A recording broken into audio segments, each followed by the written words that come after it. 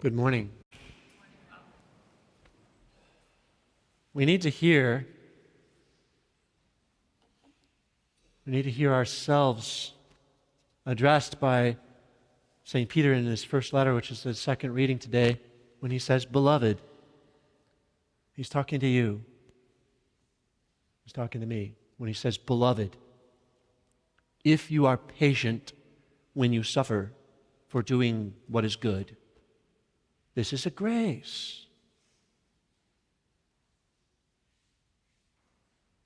If you are patient when you suffer for doing what is good, this is a grace before God. It goes contrary to our own human way of thinking. We tend to think that if we are suffering anything, and suffering is a function of two things. It's the experience of pain, which is experiencing something going contrary to my will. I don't like this. Even if it's not a physical pain, there's a kind of pain anytime something is going contrary to what we want. And suffering involves pain and also the rational experience or the rational consideration of that pain as I'm thinking about the pain or thinking about what I'm suffering. And we, in our human way of thinking and of being, we can often think that if something's going contrary to my will, if something is painful to me, even if it's not physically painful, it must be bad. God could never wish for me anything that goes contrary to my will.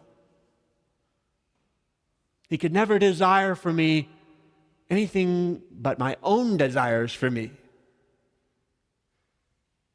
And the result of such a way of thinking is actually that we become our own dictator and our own leader and our own boss.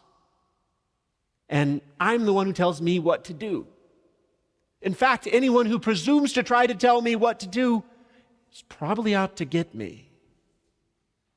Is probably a wolf.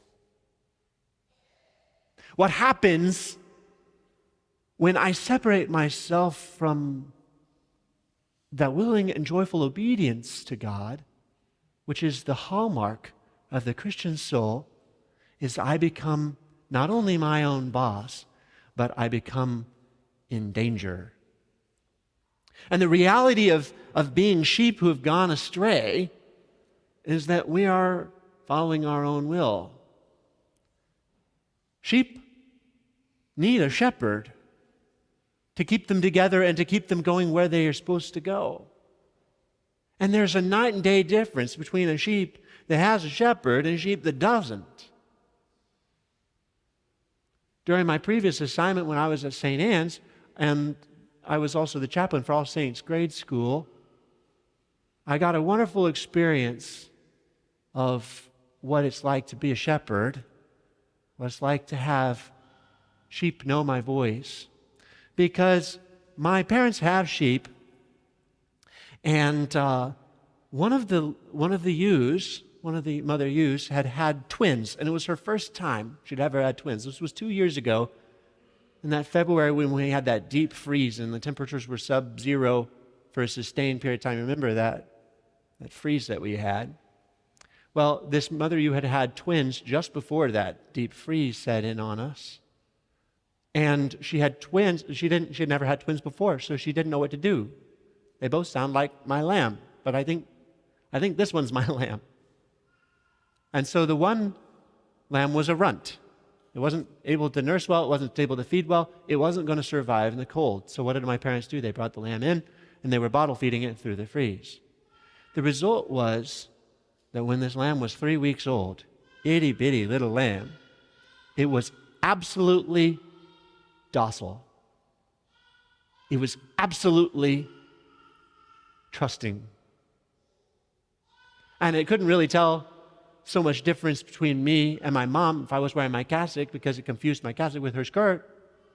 And so it would follow me just as readily as it followed her. And as it would hear my voice and get to know me, it trusted me. And the wonderful thing about this was I talked to the principal at All Saints, and then I talked to my mom and got her to bring that lamb and drop it off at the parish one day. And I took it over a little collar and a leash across the parking lot because I didn't want it to spook and run away. And I didn't want to carry it because it was a lot cuter running along on its own. But once I got into the school playground area, it didn't need a leash.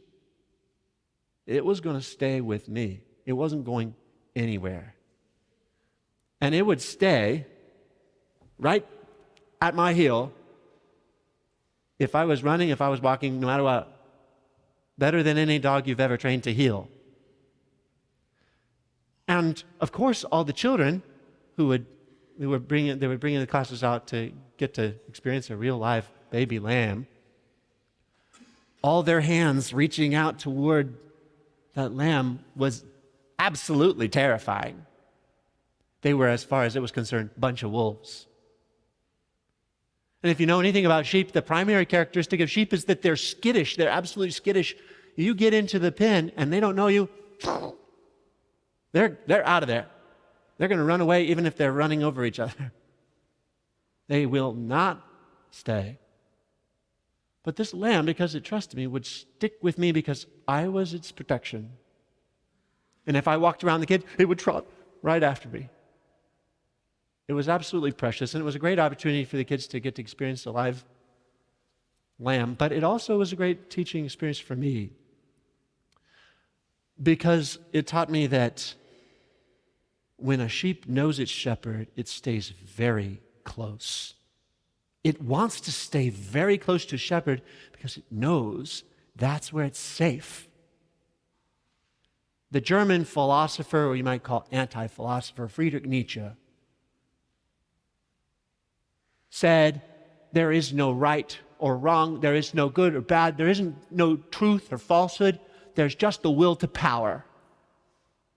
It's just people using language to manipulate and to get their own way and to control others. He was wrong. He was wrong about right and wrong, good and bad. There is a truth. There is right. There is good. But he was right in a sense about the pessimism of someone who lives in the modern world, in a world that is straying further and further from God, and what it's like if you have no shepherd. Everything is out to eat you. You have to fend for yourself. You have to be in charge of yourself. You have to be your own boss. If you're going to try to tell me what to do, what's your angle? What he missed and what he didn't know is that there is a true shepherd. There is a good shepherd who is here to guide us. And my dear brothers and sisters, we are sheep, which means we need a shepherd. We're made to have a shepherd. We are supposed to be led, to be guided, to be instructed, to be taught. This is why we have ears to hear and eyes to see, why we don't just know everything right off the bat, why we need to be taught. A sparrow will always make a sparrow's nest. You can't get a sparrow to make a swallow's nest.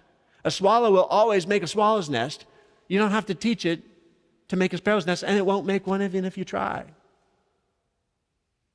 And if you take a swallow's egg and you hatch it and you raise it to be a full-grown swallow, it'll fly out and it'll make a swallow's nest because it's a swallow. And they don't have to be taught to do things. But it's in our very nature that we have to be taught how to speak, how to make our bed, how to tie our shoes, how to look in that man's eye while you're shaking his hand. We have to do these, we have to learn these things.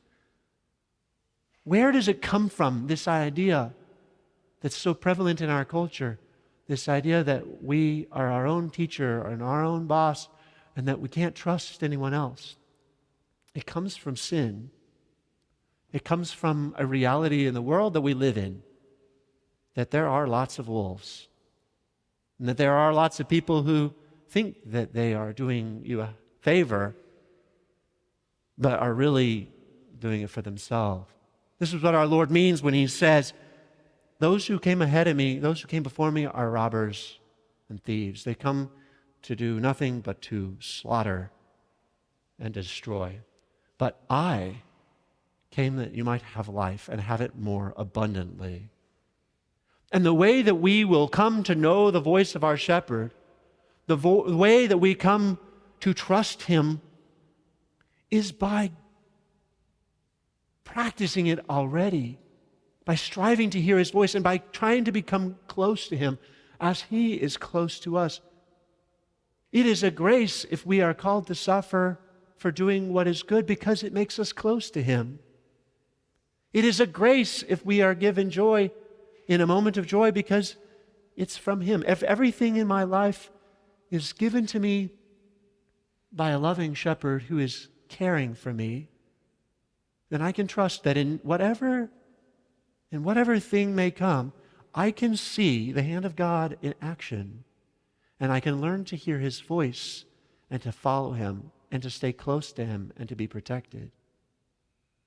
St. Peter is talking to us when he says, "For you had gone astray like sheep, each following your own way." He's quoting from Isaiah 53, that wonderful prophecy that says, "By his wounds we are healed. For we had all gone astray like sheep, each following his own way, but the Lord laid upon him the guilt of us all."